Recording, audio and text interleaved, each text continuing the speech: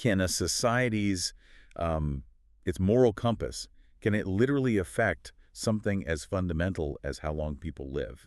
It's a fascinating question, isn't it? Yeah, and what if ancient wisdom held a kind of blueprint, for how societies flourish, but also how they might just collapse? Well, that's exactly what we're exploring today. We're taking a deep dive into this incredible ancient Buddhist text from the Pali Canon. It's called the Cakkavattisuttaṃ. Right. And it's really not just like a historical record. It's more of a powerful mythical story. A story. Yeah, but one that functions as this really profound thought experiment, on leadership, on morality, and the really long-term consequences, sometimes quite shocking consequences of the choices a whole society makes. Okay, so our mission, our goal for this deep dive is pretty clear then. We want to pull out the core insights from this text, the timeless stuff. Exactly. What builds a just, prosperous society? And, maybe even more critically, what leads to its decay. We're hoping to find some surprising facts, some principles that still resonate today for you to consider. Let's jump in. Okay, so to begin, let's unpack the very opening of the sutta. It kicks off with this really powerful instruction from the Buddha himself. He urges people to be islands unto yourselves, refuges unto yourselves, taking refuge in no other, and also be lamps unto yourselves, using the Dhamma as your lamp, the Dhamma as your refuge. That island and lamp imagery is so potent, isn't it? It really is. And it goes on to explain this means like deep contemplation of your body, feelings, mind, phenomena, being ardent, clear, mindful, getting past greed and distress. And there's that bit about staying in your proper sphere, your ancestral domain. Right. Where harmful influences, the evil one, as it says, can't get a foothold. And doing all this apparently leads to growth and merit. Yeah, and what's truly fascinating here is the meaning of Dhamma. It's so much more than just, doctrine or belief. Okay. In this context, it really means universal truth, righteousness itself, the fundamental law of how things actually work. Ah, I see. And that island idea, it speaks directly to self-reliance, doesn't it? Inner guidance. Finding refuge by aligning yourself with this ethical truth. So it's not just for monks. Not at all. It applies to everyone, and as we'll see, it scales up to entire societies. It sets such a high standard right from the very beginning. And from that foundation, the text brings in this figure, the Cakkavatti, the wheel-turning monarch. Yes, the ideal ruler. Exemplified by King Dalanemi. What was so special about his reign? What did it look like? Well, his reign is pictured as this golden age. Unmatched peace, prosperity. King Dalanemi, it says, conquered the entire earth right to the oceans. Okay, conquering doesn't sound that peaceful. But here's the crucial bit.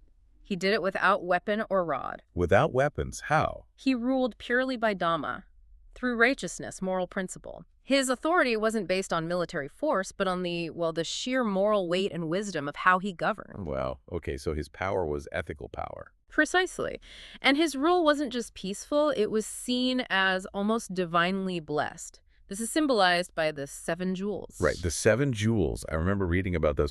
What were they, and what do they tell us about his rule? They really symbolize a complete, holistic, kind of perfect reign. You've got the divine wheel treasure itself, that's key, representing his righteous authority. But the Cakkavatti is real, yeah. Then an elephant treasure, a horse treasure, a gem treasure. Symbols of abundance, resources, capability. Material wealth, basically. Yes, but also human treasures. A woman treasure, a householder treasure representing a flourishing society, and critically, an advisor treasure, wise counsel. So wisdom was valued. Absolutely. And it even mentions him having over 1,000 brave sons, highlighting the kingdom's strength and vitality. But even perfect reigns, well, they don't last forever, do they? The Sutta says after many, many thousands of years, a really long time. An almost unimaginable time, yeah. The wheel treasure, that main symbol, it started to slip a bit from its place. A signal. A signal the king's end was near. And Dalanemi, being wise, he actually abdicated, handed the throne to his eldest son, and became an ascetic, a renunciant. He stepped down gracefully. But then, just 7 days later, the divine wheel treasure vanished completely. Gone. And this is where things get really interesting. It creates a critical moment, a dilemma for the new king. He must have been worried. Well, the text says he was displeased, yeah. And he goes to seek advice from his father, who's now this ascetic rishi. Smart move. It is. And this is a real aha. moment in the text, it's teaching us something fundamental. Which is? That true leadership, real prosperity, Yeah. symbolized by that wheel, it's not just something you inherit. It's not a family heirloom. Can't just be handed it. Exactly. It has to be actively cultivated, earned, continuously. That's a huge insight right there. Yeah. So genuine leadership isn't inherited. It's earned through ethical action. It's not a crown. It's a wheel you have to keep turning yourself. Beautifully put, yes. So what was the Rishi's advice? How did he tell his son to get the wheel back? What was this noble duty? The Rishi explains, yes, the wheel treasure isn't inherited. You get it by practicing the Arya Cakkavatti Vata, the noble duty of a wheel-turning monarch. Okay, the noble duty, what does that involve? Several key things. First, the king has to rely on, honor, respect, revere, even worship the Dhamma, that universal truth we talked about. Make Dhamma the absolute guide. It has to be his banner, his sovereign, everything. Then second, he must provide righteous protection and guard. Protection for who? For everyone. His Yeah. own staff, the army, nobles, priests, householders, people in towns, people in the country, ascetics. Wow, that's comprehensive. And even animals and birds. It's total commitment to justice for all beings in the realm. Okay. Anything else? Yes. Ensure no unrighteousness prevails. And here's a crucial bit, maybe the most vital one as the story unfolds. Yeah. Provide wealth to the poor in his realm. Ah, okay. That sounds important. Like social welfare. In essence, yes. Taking care of the vulnerable. And finally, he needs to regularly consult with wise, ethical guides, ascetics, and Brahmins. Spiritual advisors. People free from, intoxication, negligence. People known for patience, gentleness, self-control, calm. Those who've attained deep peace, nibbana. And what should he ask them? Very specific questions. What's wholesome? What's unwholesome? What's blameworthy? What isn't? What should I do? What shouldn't I do? What actions lead to long-term harm and suffering for me? And what leads to long-term welfare and happiness? Deep questions. And then, critically, he has to actually listen to their advice, abandon the bad stuff, and practice the good stuff. So the king did all this. He followed the advice. He did, exactly as instructed. And the outcome was, well, pretty incredible. On the next full moon day, after bathing, while observing the Uposatha, that's a Buddhist observance day. Right, for practice. The divine wheel treasure reappeared to him. Complete. 1,000 spokes, rim, hub, the works. He earned it back. He earned it back. And then he proclaimed himself a Cakkavatti. Amazing. What happened next? Did he use the wheel? He did. He performed a ritual, sprinkled the wheel with water, and commanded it. Roll forth, conquer. Conquer again. Rid peacefully, right? Exactly. The wheel traveled east, south, west, north. The king and his army followed. But wherever they went, the local rulers welcomed him. They asked for instruction. And what did he teach them? Complex statecraft. No, something remarkably simple and profound. Basically, the 5 precepts. Don't kill, don't steal. Don't kill living beings. Don't take what's not given. No sexual misconduct. No false speech. No intoxicants. And then, kind of curiously, eat what you have eaten. Perhaps meaning live within your means or maintain tradition. And they just agreed? They agreed. They became his followers, his vassals, based on that ethical guidance. Then the wheel returned to the capital, stood shining before the palace, a symbol of his righteous, Dhamma-based rule. So that's the ideal, the blueprint for flourishing. It's the upward cycle, yes. But the sutta, crucially, also shows us the downward path. The decline. How does that start? Well, it describes how later Cakkavattis followed Dulhanami's pattern for a while, ruling well, then abdicating. The system worked. But then came a king who, when the wheel treasure vanished for him, he didn't consult the rishi. He didn't remember, or maybe didn't care about, the noble duty. Oh. He just decided to rule by himself, his own ideas, his own judgment. He broke the chain of relying on Dhamma and wise counsel. And here's where it gets, well, really dark, doesn't it? This next part shows this shocking chain reaction of societal decay. It really does. And it starts because that king, ruling by himself, he forgot or ignored one key part of the noble duty. He did not provide wealth to the poor. That specific point. And the immediate result. Poverty became widespread. People didn't have enough. And that led directly to the first theft. Someone stole something. Yes. A man stole, got caught, and admitted, I did it to survive. The king, at first, acted with some compassion, gave him money, told him, live righteously, support your family, work hard, give offerings. Okay. Seems reasonable. Then another theft happened. Same situation, same response from the king gave him money. But I have a bad feeling about this. You're right. It had a totally unintended consequence. People heard the news. Hey, if you steal, the king gives you money. Oh, no. So theft didn't stop, it increased. So the king's compassion backfired. In this case, yes. Realizing his approach was actually encouraging crime, he swung the pendulum the other way. Drastic change in policy. What did he do? Harsh punishment. Public humiliation, paraded through the streets, and execution. Capital punishment for theft. Trying to scare people straight. Did it work? Catastrophically, no. It backfired even worse. Ow. People heard about the severe penalties, so instead of stopping stealing, they thought, right, can't get caught. They started arming themselves with sharp weapons. Oh, this is grim. And they began killing the people they robbed to eliminate witnesses, to avoid capture and execution. Just spiraling downwards. Completely. It led to a total breakdown of order. Villages destroyed, towns destroyed, cities sacked, highway robbery everywhere. Utter chaos. And this moral collapse had physical consequences too, right? On lifespan. Shockingly, yes. The sutta links this escalating moral decline directly to a progressive diminishing of human lifespan and even beauty. How does that work? It started with poverty leading to theft, then violence, but that opened the door for everything else. Lying became common, slander, sexual misconduct, harped speech, pointless chatter, greed, ill will, wrong views like denying cause and effect, unrighteous passions, excessive desires, twisted versions of Dhamma. Perverse teachings. Exactly. And ultimately, a total breakdown of respect for mother, father, ascetics, Brahmins, elders, the very fabric of society unraveling. And with each step down this path. With each wave of these unwholesome actions spreading, human lifespan just plummeted. From that mythical 80,000 years, down to 40,000, then 20,000, 10,000, 5,000, all the way down to just 100 years. That's staggering. A direct link between collective morality and lifespan. And the sutta paints this incredibly bleak picture of the lowest point, doesn't it? It truly does. A future where humans live only 10 years on average. 10 years. Girls are marriageable at 5.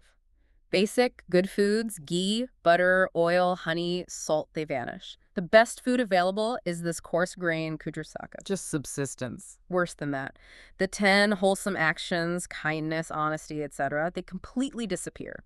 Replaced by the 10 unwholesome ones dominating everything. The very idea of goodness is lost. The word wholesome ceases to exist, the text says, and instead of respecting elders or spiritual figures, society honors and praises those without respect. A total inversion of value. Total inversion. Family ties mean nothing. Promiscuity is rampant, described bluntly as being like goats, sheep, chickens, pigs, dogs, jackals. That's graphic. And the most chilling part. Intense hatred flares up within families. Mother against son, son against mother, father against son, brother against sister, thinking murderous thoughts about each other like a hunter spotting prey. It's a vision of absolute hell on earth, driven by moral failure. It really is. And this horrifying decline culminates in something the Sutta calls the Satantara Kappa. What does that mean? The weapon interval eon. For 7 days, people literally see each other as wild beasts. Sharp weapons appear in their hands. It's almost magical, symbolic, and they just slaughter each other. A week of mutual destruction. A kind of self-inflicted purge, driven by pure hatred and delusion. Is there any hope after that? How can it possibly turn around? Miraculously, yes. After those 7 horrific days, a few people, a small remnant, managed to survive by hiding in thickets, forests, caves in the mountains. Hiding from each other. Yes, they live on roots and fruits for another 7 days. Then, cautiously, they emerge. And when they see another survivor, they don't attack, they embrace, they cry out, you live, just relief. That shared survival. It triggers another collective aha moment, a moment of profound realization. They look around at the devastation and think, wow, we reached this utter destruction of our kin because we practiced unwholesome deeds. Look what we did. They finally see the cause and effect. Yes. And that realization becomes the turning point, the spark for reversal. They make a conscious, collective decision. Okay, let's try doing wholesome deeds. Where do they start? With the most fundamental one, abandoning the taking of life. Let's stop killing each other. And does it work? Does anything change? Remarkably, yes. As soon as they collectively commit to not killing, the text says their lifespan and beauty begin to increase again. From that low of 10 years, it goes up to 20 years. A direct, immediate, positive consequence of a moral choice. Exactly. And seeing this initial success, seeing that choosing good actually works, it motivates them, it prompts them to take the next step. What's next? They build on it. They decide, okay, let's also abandon taking what's not given. Let's stop stealing. Then let's abandon sexual misconduct, false speech, slander, harsh speech, frivolous talk. All the things that cause the decline. Precisely. Covetousness, ill will, wrong view, those unrighteous passions, excessive greed, perverse teachings, they systematically renounce them. And importantly, they start actively practicing the opposites. Filial piety, respecting parents again. Reverence for ascetics, Brahmins, elders, rebuilding the social bonds, the ethical framework. And with each step back towards goodness. Lifespan and beauty continue to increase. It mirrors the decline, but in reverse. 20 years becomes 40, then 80, 100, 200, climbing back up, step by step, corresponding to the collective moral improvement, until eventually... It reaches 80,000 years again? It reaches 80,000 years again, a full restoration. The cycle completes its upward swing. That's incredible. And what's that future like at 80,000 years? The sutta describes a truly magnificent future, a golden age reborn. Girls are marriageable at 500 years old. Wow. There are only 3 main ailments left.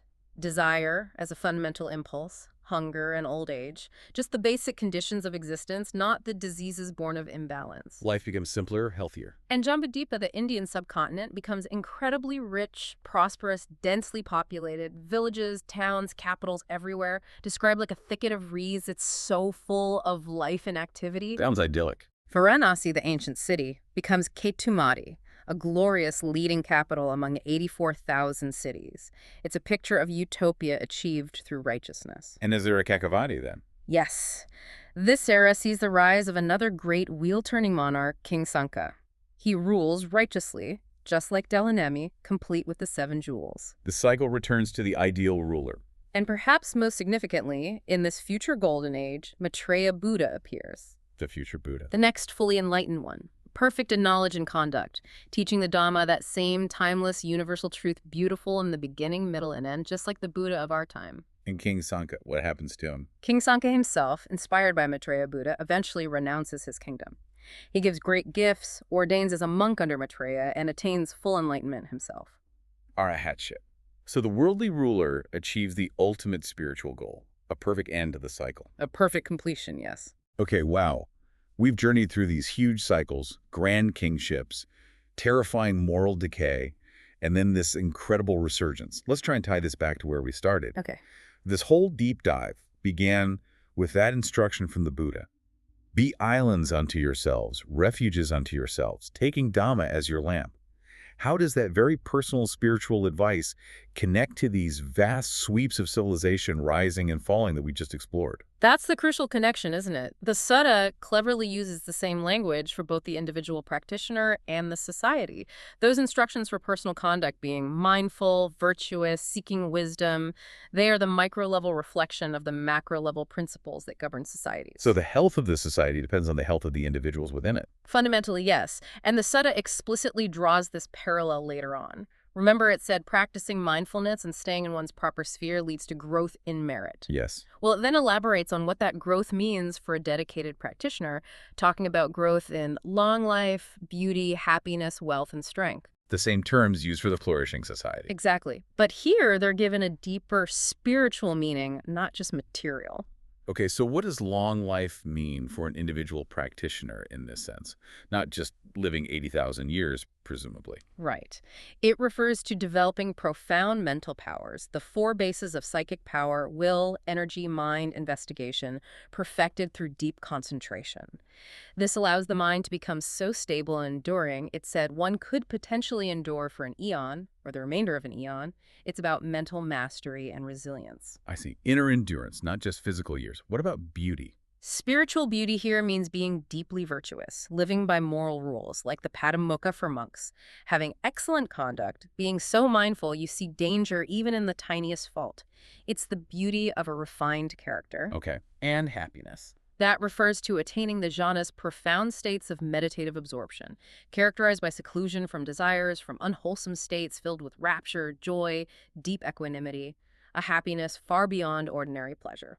A transcendent kind of happiness. Right. Wealth. It can't just be money. No, spiritual wealth is cultivating the 4 boundless states, the Brahmaviharas, loving kindness, metta, compassion, karuna, appreciative joy, mudita, and equanimity, upekkha. Extending these positive emotions boundlessly in all directions to all beings, that's true wealth. And finally, strength. What's ultimate strength in this spiritual path? Ultimate strength is liberation, attaining freedom of mind and wisdom through the complete destruction of the defilements greed, hatred, delusion. Around-ship again. Exactly. Becoming an arahat. That's presented as the ultimate strength, invincible against Mara, the personification of negativity and limitation. So bringing it all together, the individual path of cultivating virtue, mindfulness, wisdom leads to these inner qualities: long life, beauty, happiness, wealth, strength. Previous. And the collective practice of similar principles, righteousness, justice, compassion, wisdom, and leadership, caring for the poor, leads to the flourishing of society, also described with those same terms. Precisely. The Cakkavattisuttaṃ is like this grand cosmic mirror. It shows how intimately our individual inner choices are connected to the fate of our collective outer world. The principles are fractal, applying at all levels. So the core message seems to be, this sutta gives us a stark, cyclical view of history, but one where the cycle is driven by morality. Absolutely. It argues that a society's moral health, especially how it treats its most vulnerable and whether it sticks to fundamental principles of righteousness, of Dhamma, directly shapes its prosperity, its stability, even somehow the well-being and lifespan of its people. It's a profound insight, really, that true power, lasting peace, doesn't come from military might or just inheriting power. No, it comes from constantly actively cultivating Dhamma. That wheel of progress, of well-being, it's not automatic. You have to keep turning it generation after generation through conscious, ethical action. It can be lost so easily if neglected. So, considering this ancient wisdom, this deep link between morality and how society flourishes, it makes you wonder, doesn't it? What core principles do you, listening now, believe are most crucial for our world today? And how might our collective choices right now be shaping the arc of human experience for generations to come?